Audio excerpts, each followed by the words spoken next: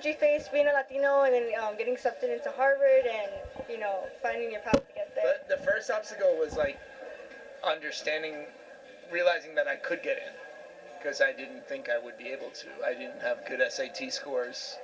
I got a 10-10. That wasn't, and I wasn't a good test taker, so I was afraid.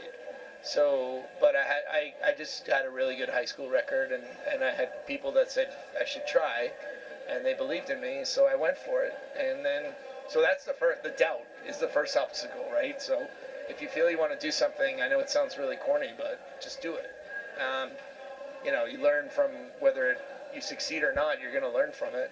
And then after that, it's just being out there, understanding that, yeah, it has a long history, but it's just a place, right? It has bricks, they have beds and doors. It's not like you're going to some magical place. It's just a place where it's other people convening, and you realize that even though it's a really important institution, it's created by human beings, and you're just as special as anybody else. And it's just more of like mentally understanding that and knowing that you deserve to be there just as much as anybody else.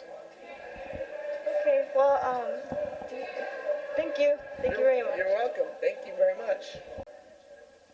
Hola, muy buenas noches. Nos encontramos con la hermosa Mirka de Llanos, Emmy Award winning, and an author.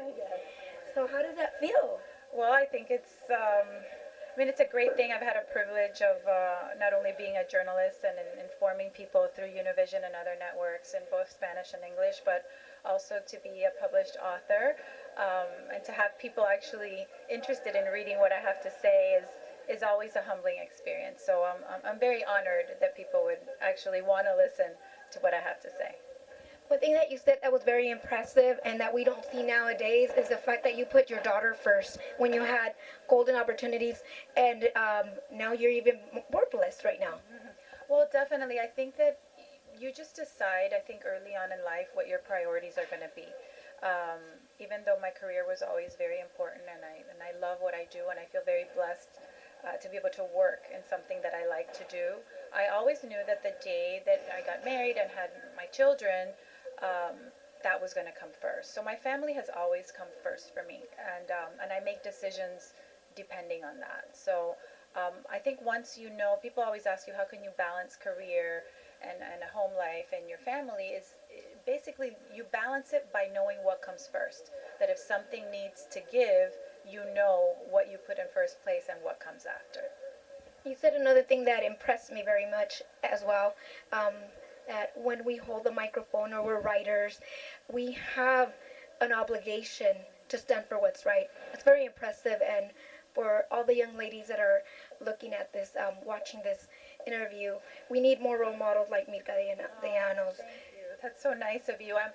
I think that, when you study journalism, you know that whether it used to be the pen, now it's the internet or a microphone, you have a great responsibility because people are listening to you, people are watching you, people are looking to you to be a leader in your community, someone that is thought-provoking, somebody that, people look to me because I've been on TV for so many years as a journalist. They want to know what my opinion is on certain things. So I can't just come out and say something haphazardly. I have to actually think about what I say before I say it. We have to be responsible with our words. Absolutely, I agree. And on that note, we have Alexis right here, who wants to be a journalist and who's also very involved with her community. She has a very great question for you. Alexis? Being a young Latina and entering the industry, what were some of the obstacles you faced? Well, I think that when I first started working in journalism, and I think that it's even today. It's harder, I think, for us women.